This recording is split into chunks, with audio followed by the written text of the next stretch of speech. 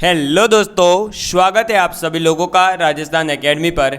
मैं परवीन सिंह आप सभी लोगों के साथ में, जैसा कि आप सभी लोग जानते हैं, लगातार विभिन्न प्रकार की प्रतियोगी परीक्षाओं के लिए जुड़ा हुआ हूं और आप सभी लोगों के साथ में जो है सीईटी सेकेंड के लिए मैं साइंस की क्लासेस लेकर के आ रहा था। और साइंस की क्लासेस के अंतर्गत अपने टॉपिक चल रहा था कार्बन और उसके यौगिकों के बारे में, जिसके अंदर अपन कार्बन के बारे में बेसिक जानकारी और हाइड्रोकार्बन के बारे में बेसिक कॉन्सेप्ट को समझ चुके थे। आज अपन बात करने वाले हैं जो कार्बन यौगिक होते हैं उनका नाम किस प्रकार से दिया जाता है। जैसे आप पढ़ते हैं ना, ये मेथेन है, ये आइसोब्यूटेन है, ये पेंटेन है, ये हेक्सेन है, तो ये किस प्रकार से दिए जा सकते हैं और मैं आपको सिखाने वाला हूँ कि आप कैसे किसी भी कंपाउंड का नाम दे सकते हो। तो आज हमारी बातें किसके ऊपर डिस्कस होने वाली है दोस्तों? कार्बन यौगिकों की नाम पद्धति पर।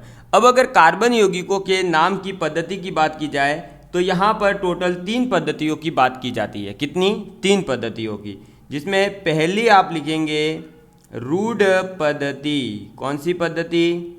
रूढ़ पद्धति। रूढ़ पद्धति का मतलब क्या होता है? जो पहले से आपके चली आ रही है या किसी न किसी कंपाउंड के किसी अदर वे पर, यानी कोई साइंटिफिक वे नहीं है, रूढ़िवादिता के आधार पर। आप समझ रहे हो ना, रूढ़िवादिता का मतलब तो वही रूढ़ पद्धति है। उसके बाद में दूसरी आपके आ जाती है व्युत्पन्न पद्धति। कौन सी पद्धति? व्युत्पन्न। और व्युत्पन्न पद्धति क्या कहती है? तो व्युत्पन्न पद्धति, और व्युत्पन्न पद्धति का मतलब है डेराइव्ड सिस्टम। और इसमें क्या कहा गया कि भाई आप एक छोटे कंपाउंड का नाम दे दो, फिर उससे उत्पन्न होने वाले जो कंपाउंड है उनका नाम उसी एक छोटी यूनिट के आधार पर अपन देंगे। और तीसरा जो अपने तरीका है वो सबसे मेन है और वही आपके एग्ज़ाम में लास्ट ईयर पूछा हुआ है एलडीसी में, और आगे भी पूछा जा सकता है। वो है IUPAC। IUPAC क्या है, थोड़ी सी इसकी जानकारी होना जरूरी है। रूढ़ पद्धति के अंदर तो कुछ कंपाउंड है, उनके नाम याद रखने पड़ेंगे। व्युत्पन्न पद्धति में भी 2 ही चीज़ें याद रखनी है। एक है आइसोपेंटेन, मतलब आइसो चीज़ें जैसे आइसोपेंटेन, आइसोहेक्सेन, आइसोब्यूटेन ऐसे, और एक होगा नियो। बस ये 2 सब जो है आपके क्या होंगे? प्रीफिक्स होंगे। बाकी जो है आपको ज़्यादा टेंशन लेना नहीं है। तो हमें ज़्यादा फोकस किस पर करना है? IUPAC पर। तो चलिए मैं आपको थोड़ी सी IUPAC की जानकारी दे देता हूँ कि आप जो है किस प्रकार से IUPAC के बारे में क्या क्या चीज़ें याद रखेंगे।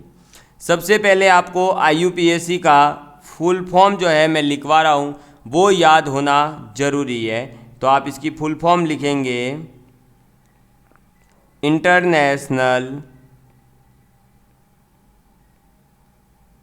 International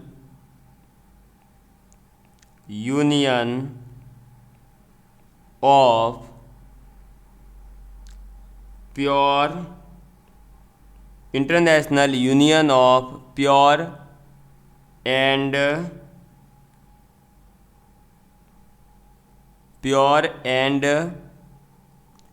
applied chemistry. क्या हो जाएगा? Applied chemistry. ठीक है, ये इसकी फुल फॉर्म है जो आपको याद रखनी है। International union of pure and applied chemistry IUPAC का फुल फॉर्म है, जो आपसे पूछा जा सकता है एग्ज़ाम के अंदर। अब मैं आपको रूढ़ पद्धति के बारे में यानी ट्रिवियल सिस्टम के बारे में थोड़ी सी जानकारी दे देता हूँ, फिर अपन बात करेंगे अपने नेक्स्ट सिस्टम के बारे में। तो अब आप हेडिंग डालेंगे क्या? तो अब आपकी हेडिंग है क्या दोस्तों? तो रूढ़ पद्धति। क्या लिखेंगे? रूढ़ पद्धति। ठीक है, रूढ़ पद्धति के अंदर क्या होता है? ट्रिवियल सिस्टम के अंदर क्या होता है? बेसिकली जैसे आपका एक कंपाउंड है मेथेन, है ना। मेथेन किसका नाम है? CH4 का। किसका नाम है? CH4 का। ये CH4, इस CH4 को आप मेथेन तो जरूर कहते हैं, लेकिन अगर इसके पुराने नाम की, इसके रूढ़ नाम की बात की जाए तो इसका जो रूढ़ नाम है वो क्या है? तो वो है आपका दोस्तों, इसका रूट नाम है मार्स गैस। क्या नाम है? Marsh gas. क्या नाम है? Marsh gas. अब इसका एक second, do you want, no no, तो यह आ गई अपनी मार्स गैस। अब अगर मार्स गैस के बारे में बात की जाए तो ये जो मार्स गैस इसका नाम दिया गया है, ये इसलिए दिया गया क्योंकि ये दलदल से प्राप्त होने वाली गैस है। तो दलदल यानी मार्सी स्थान, तो मार्सी स्थानों से प्राप्त होती थी, इसलिए इस CH4 यानी मैथेन गैस का नाम क्या था? मार्स गैस नाम मिलता है। तो ये इस प्रकार से इसका ये क्या है, एक रूढ़ी नाम है। ठीक है, चलिए नेक्स्ट अपने आ जाता है सेकंड, और वो सेकंड क्या आता है? तो वो आता है जैसे कि अपने पास में है इथेनॉल यानी CH3OH। ये है, ये जो CH3OH है इसका दोस्तों आपके कास्ट स्प्रिट नाम है। इसका क्या नाम है? कास्ट स्प्रिट इसका नाम मिलता है। क्या नाम मिलता है? Cast spirit. अब ये जो कास्ट स्प्रिट इसका नाम है, ये किस बेस पर है? तो कास्ट यानी होता है लकड़ी।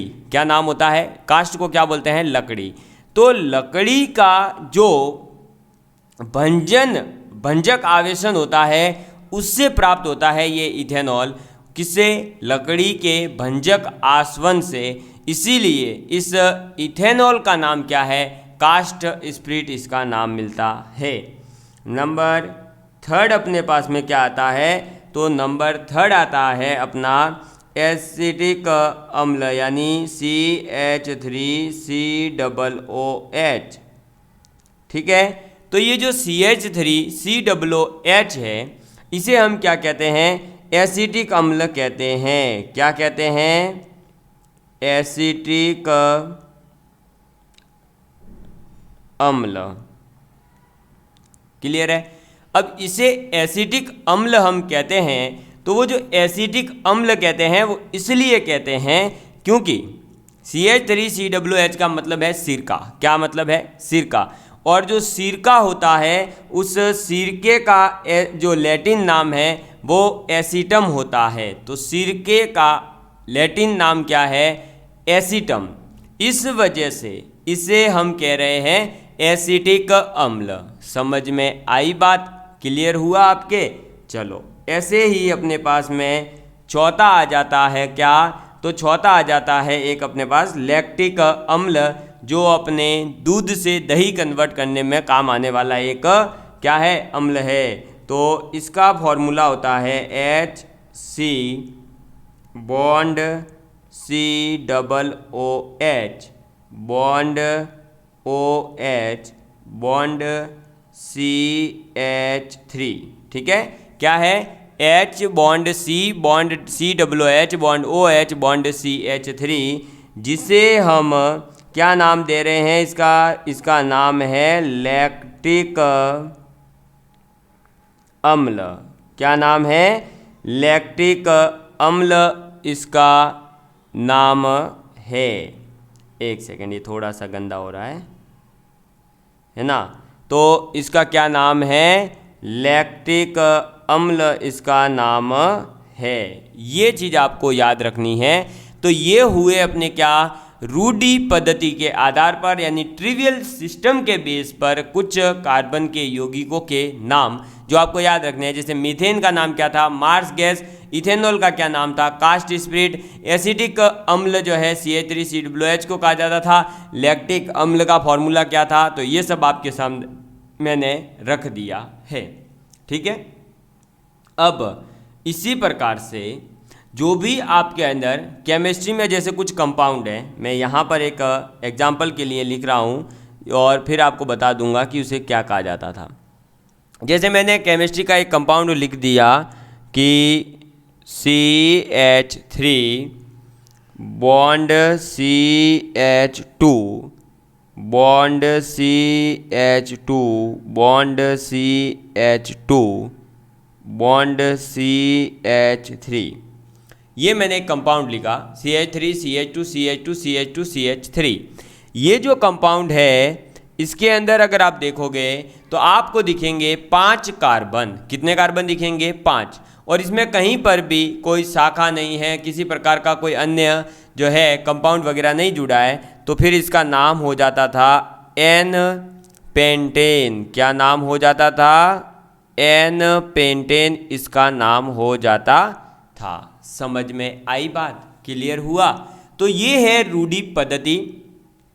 ऐसे ही आपको मैं बता दूं, जैसे कि आपके पास में एक ग्रुप होता है, ये दो ग्रुप आपको आइसो और नियो ग्रुप याद रखने हैं। मैं यहाँ पर आपके सामने बना देता हूँ कंपाउंड, ठीक है। जैसे एक आता है अपने पास में क्या, तो अपने पास में जो ये ग्रुप है CH3 bond CH bond CH3 bond, ये जो कंपाउंड है ऐसा का ऐसा अगर आपको दिख रहा है क्या, CH3 bond CH bond CH3, तो इस पूरे ग्रुप का नाम, इस समूह का नाम क्या था?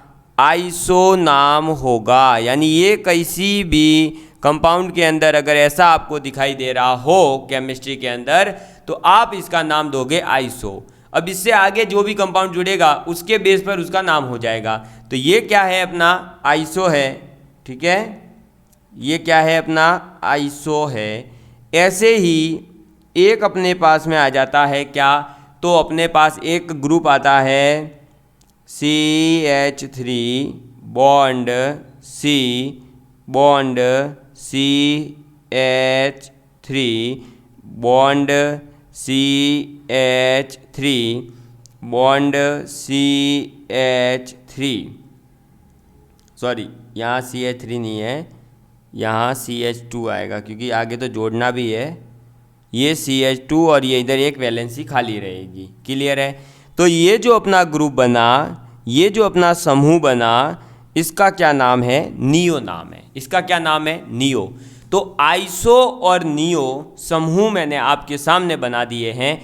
अगर ऐसे आपको समूह कहीं पर भी दिखें तो आप इन दोनों के बेस पर आप जो है उस पूरे के पूरे कंपाउंड का नाम रखोगे। जैसे मैं एक एग्जाम्पल आपके सामने अब दे रहा हूँ, तो आप एग्जाम्पल लिखेंगे।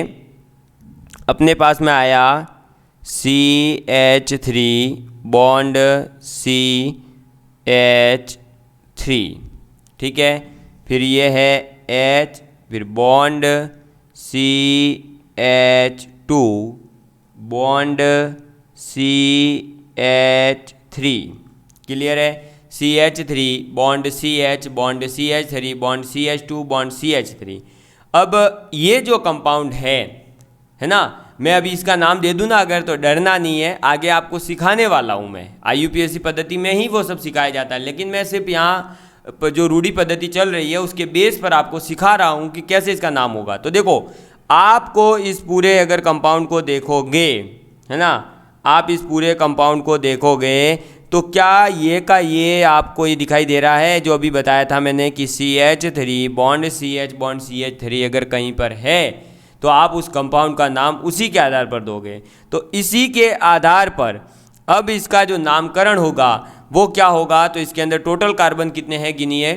तो 1, ये रहा, 2, 3, 4, 5 कार्बन है, इसलिए इसका नाम हो जाएगा आइसो पेंटेन। क्या नाम हो जाएगा? आइसो पेंटेन इसका नाम हो जाएगा। क्लियर हुई बात?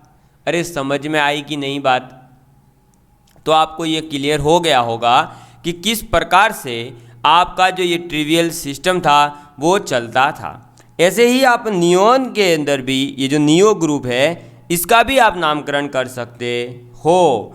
अब इस नियो ग्रुप का नामकरण कैसे होगा वो देखो। तो इसका भी कंपाउंड बनाते हैं, जैसे CH3 bond C bond CH3 bond CH3 bond CH2।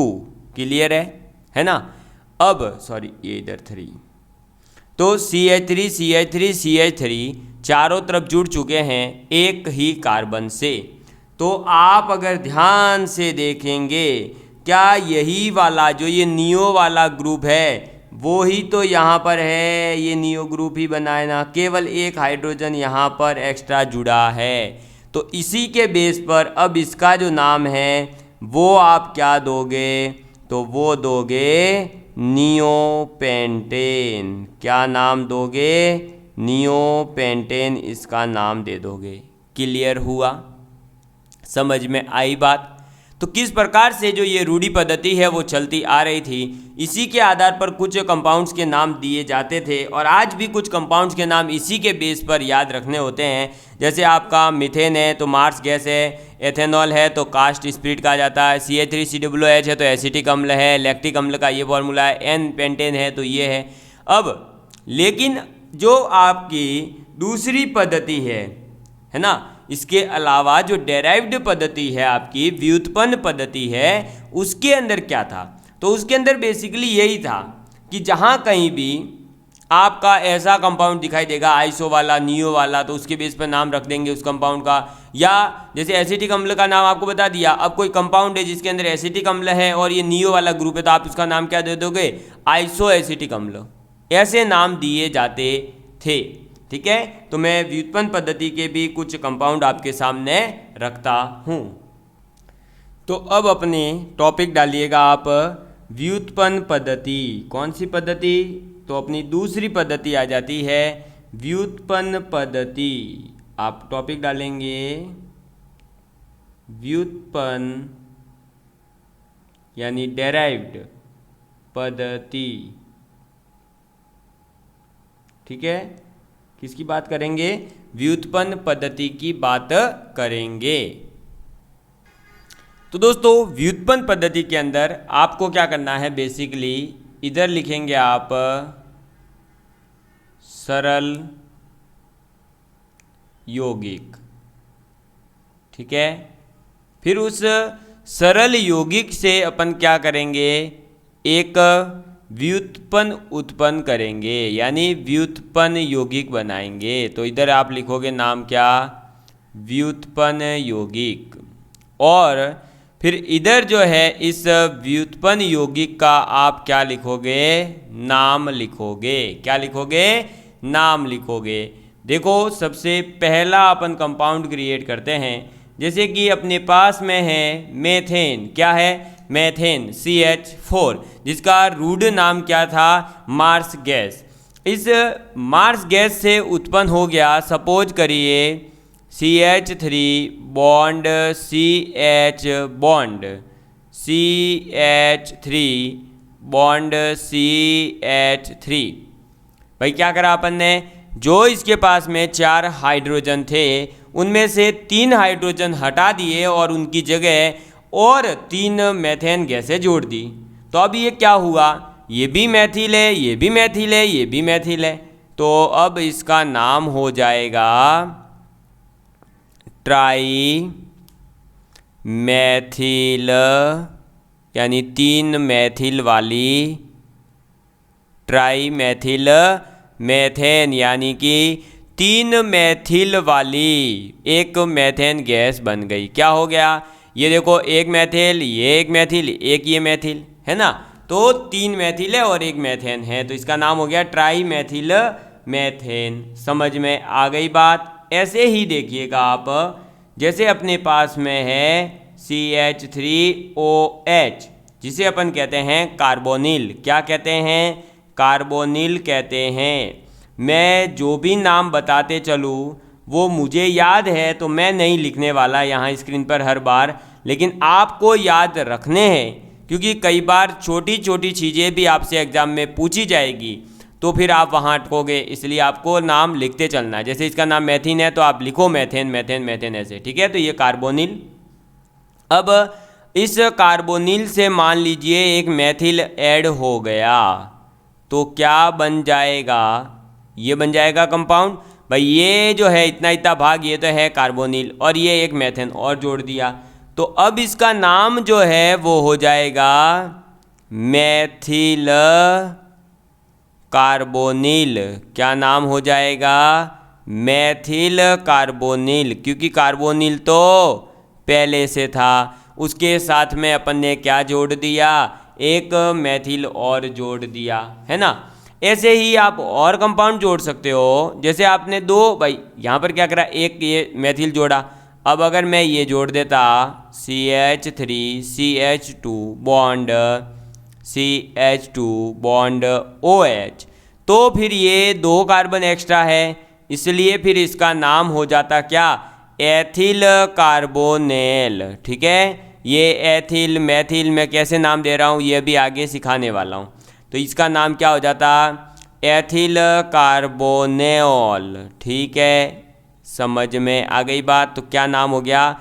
Ethyl कार्बोनॉल इसका नाम हो गया। किसका, किसकी वजह से हुआ? कार्बोनॉल की वजह से। कार्बोनॉल के साथ में क्या जुड़ा है, उससे उसका नया नाम उत्पन्न होता है। तो यही है आपकी क्या, यही है आपकी व्युत्पन्न पद्धति। आपको पहले ही बता दूं, एक आध क्वेश्चन कई बार रूढ़ि पद्धति से तो फिर भी आया है, लेकिन इस व्युत्पन्न पद्धति का कोई मतलब नहीं है। इससे कभी कहीं पर भी अभी तक जो है आपके क्वेश्चन नहीं आया हुआ है। आपके क्वेश्चन आएगा तो IUPAC पद्धति से आएगा, या फिर सीधा जो है ये रूढ़ पद्धति से आएगा। रूढ़ पद्धति में 3-4 ही है, इसलिए आपको वो नाम याद रख के जाने हैं। अब IUPAC के नियम याद करने हैं, नाम नहीं, क्योंकि नाम तो आप किसी भी कंपाउंड का पूछा जा सकता है। आपको अगर नियम याद है तो आप आसानी से कर पाओगे। तो मैं अब आपको लेकर के जा रहा हूं इस पूरे टॉपिक का सबसे टफ टॉपिक कह सकते हो, नामकरण है IUPAC पद्धति के अनुसार, क्योंकि उसमें कई नियम है, कई चीज़ें हैं जो आपको याद रखनी होगी। और ये जो है आपके पहले ही बता दूं 11th-12th का पोर्शन है थोड़ा सा, इसलिए इसको ध्यान से पढ़ना। तो IUPAC, ठीक है, फुल फॉर्म मैंने पहले ही बता दी है, international union of pure and applied chemistry. तो IUPAC पद्धति, इसकी बात करेंगे। ठीक है, चलिए। अब क्या हुआ बेसिकली कि रूढ़ि पद्धति में कुछ कंपाउंड के नाम दिए गए, अब सबके कंपाउंड के नाम देते थोड़ी बैठेंगे। फिर व्युत्पन्न में क्या हुआ, जो रूढ़ि पद्धति थे उन्हीं से व्युत्पन्न बन रहे थे, तो अब हर कंपाउंड का नाम ऐसे देना पॉसिबल नहीं था। हो सकता है ना एक ही जगह से दो चीज़ मिल जाए, फिर दोनों में कन्फ्यूजन होता था कि इसका नाम ये रखें कि ये रखें, फिर झगड़े होते थे ऐसे वैज्ञानिकों के बीच में। वो कहता था मेरा सही है, वो कहता था मेरा सही है। जैसे आजकल है ना ये चुन्नी चोर कह सकते हो, जो यूट्यूब के ऊपर पता नहीं कितनी बार झगड़ते रहते हैं लोग इधर से उधर। वो कहता है मेरा कंटेंट बेटर है, वो कहता है मेरा कंटेंट बेटर है। यूं ही आधी चीज़ें, हकीकत बता रहा हूँ, यूट्यूब के ऊपर हवा बनाई जा रही है, आजकल हवा बनाई जा रही है यूं ही। अब ऐसे हमारे इस प्रोजेक्ट को रोकने की कोशिश की गई है। भाई किसी के पास इतना टाइम नहीं है यार, तुम्हारे प्रोजेक्ट रोकने के लिए कौन करेगा? सबको जो है पता है कि अगर हम अच्छा पढ़ाएंगे तो ऑटोमेटिकली बच्चा आएगा, तो क्यों वो ऐसे करेंगे? कोई नहीं करता, यूं ही हवा बनाते ताकि बच्चों को यूँ लगे हो भाई साहब इन्होंने कुछ बड़ा उखाड़ा है इसलिए अब इनको रोकेंगे। अरे कोई रोकने वोकने की कोशिश नहीं की जा रही है। पढ़ाई करो, पढ़ाई पे ध्यान दो, तब सिलेक्शन होता है। ठीक है, चलो, फालतू का टाइम वेस्ट करोगे तो कुछ नहीं है, गली के चोर बन के घूमते रहोगे, इधर से उधर कुछ नहीं होगा। सब अपनी अपनी ज़िंदगी बना रहे हैं, आप अपनी जो है ज़िंदगी की वाट लगा रहे हो। सीधी बात बता रहा हूँ, मेरे को है ना ये सब चीज़ें सहन नहीं होती है। मैं बहुत मतलब कई दिनों से तो देख रहा हूँ कि साला यूट्यूब पे आके गालियाँ दूँ लोगों को, क्या मचा रखा है यार ये। पर छोड़ो, अपने क्या करना, अपने अपने धंधे हैं इनके सबके। चलो अब देखो भाई, IUPAC पद्धति के अंदर बात करते हैं। तो IUPAC पद्धति ये कहती है कि आपको सबसे पहले हमारे कुछ नियम हैं वो फॉलो करने होंगे, यानी नियम याद रखने पड़ेंगे। तो मैं आपको नियम लिखवा देता हूँ। जैसे सबसे पहला जो नियम आता है वो आपके आ जाता है हाइड्रोकार्बन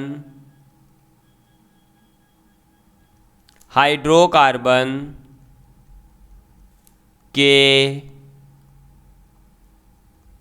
नामकरण में कार्बनिक यौगिक के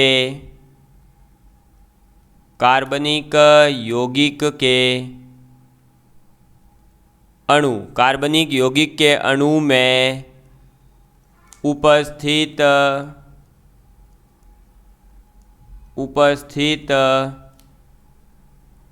उपस्थित कार्बन परमाणुओं की संख्या के आधार पर उसका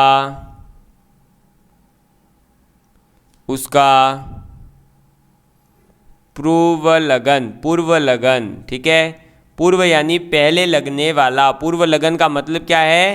पहले लगने वाला, जिसे इंग्लिश में आपने नाम सुन रखा होगा, प्रीफिक्स कहा जाता है। क्या कहा जाता है? प्रीफिक्स कहा जाता है। तो पूर्व लगन लिखा जाता है। समझ में आ गई बात? तो हाइड्रोकार्बन के नामकरण के लिए ये कहा गया कि जो कार्बन यौगिक आपके पास में है उसके अंदर कितने कार्बन उपस्थित है, उसमें उपस्थित कार्बन की संख्या के आधार पर उसका पूर्व लगन यानी कि प्रीफिक्स उसका डिसाइड किया जाता है। ठीक है। फिर एक कभी आगे अपन पढ़ेंगे अनुलग्न और होता है। उससे पहले दूसरा नियम आप लिख लीजिए कि जो आपका ये पूर्व लगन है यानी प्रीफिक्स है, उसी के साथ में एक और होता है सफिक्स, जिसे कहते हैं अनुलग्न, यानी कि जो पीछे लगने वाला होता है। तो अनुलग्न और पूर्व लगन को जोड़ करके, इन दोनों को जोड़कर हाइड्रोकार्बन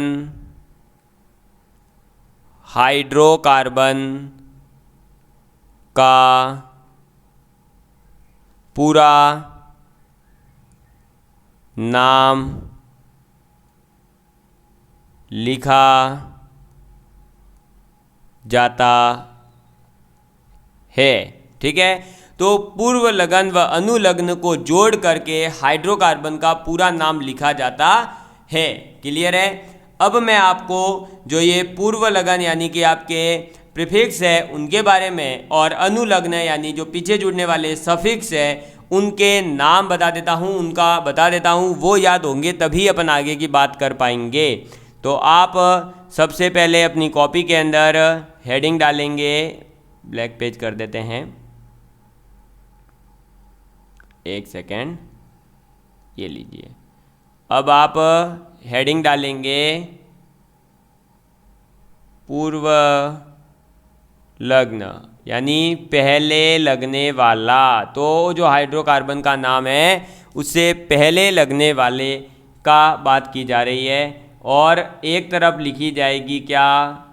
नंबर ऑफ कार्बन, यानी कि कार्बन की संख्या कितनी है, उसी के आधार पर तो अपन उसका क्या करेंगे डिसाइड। अरे भाई, उसी के आधार पर तो अपन ये डिसाइड कर रहे हैं ना कि आपका प्रीफिक्स जो है वो क्या होगा। ठीक है।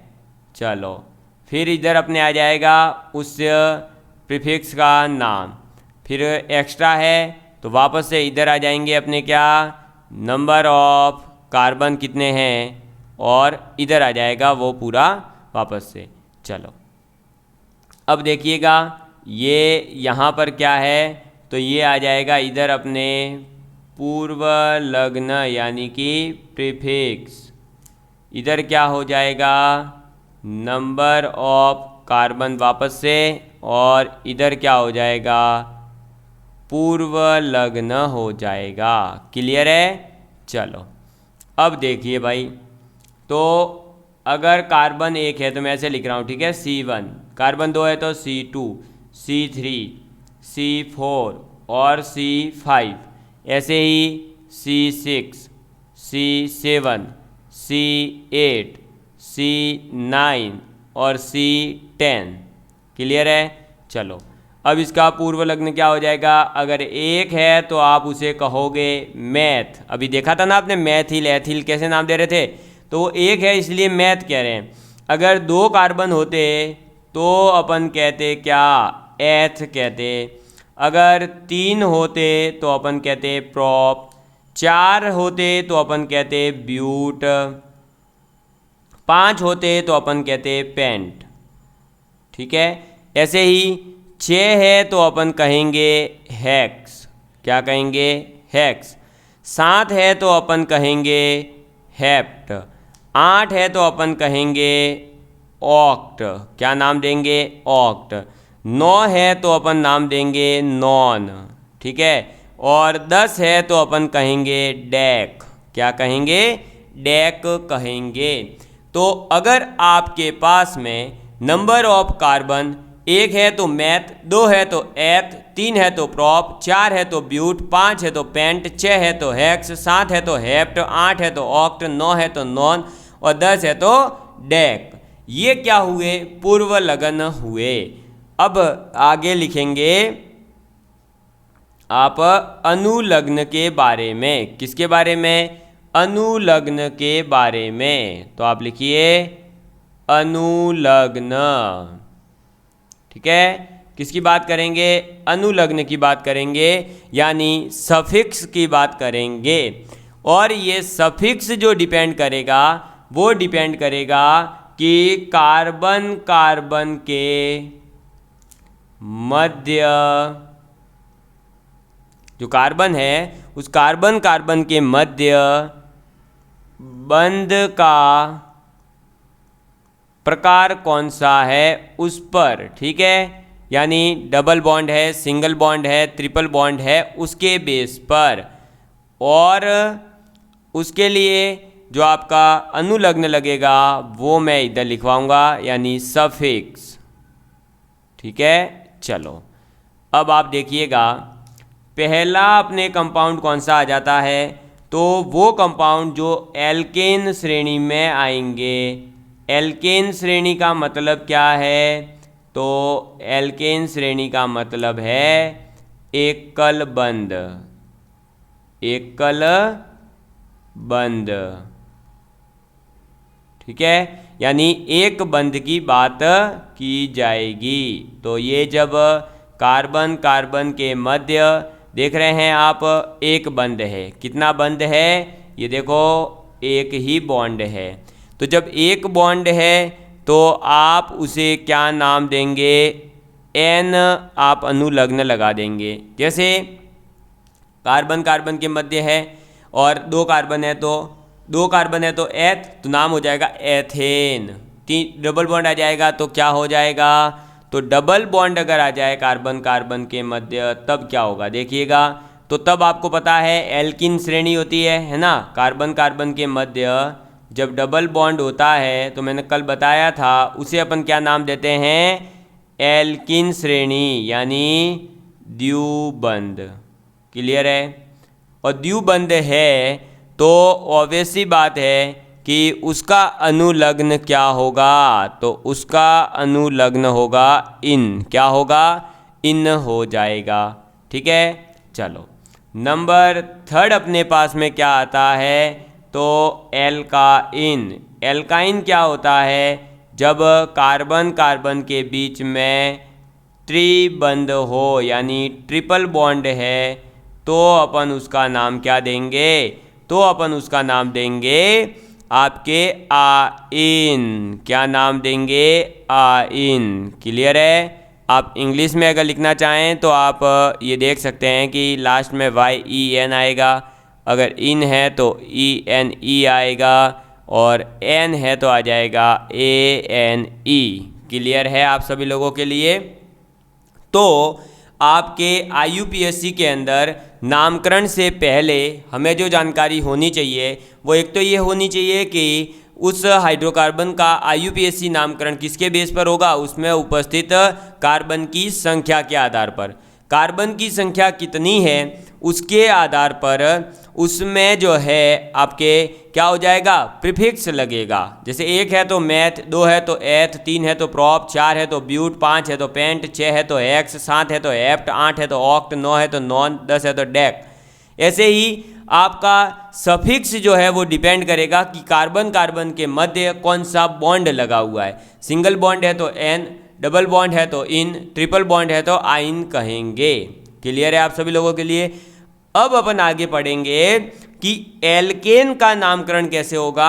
एल्कीन का नामकरण कैसे होगा और एल्काइन का नामकरण कैसे होगा।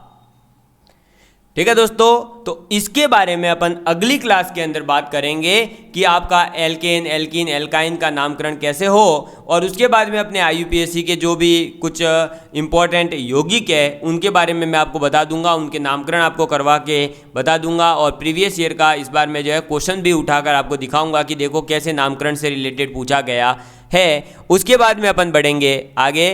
तब तक के लिए bye bye, love you all of you, please take care and please share with your friends. मिलते हैं अगली क्लास में, ठीक है। धन्यवाद, आप सभी लोगों का प्यार इसी तरह बना रहे, और आप सभी लोगों को जैसा कि पता है मेरे द्वारा नौकरी प्रोजेक्ट जो लॉन्च किया गया है वो आप ज़रूर से ज़रूर ये ज्वाइन करें, ताकि आप लोगों की CET के अंदर निश्चित रूप से ही सफलता प्राप्त कर पाएँ। धन्यवाद।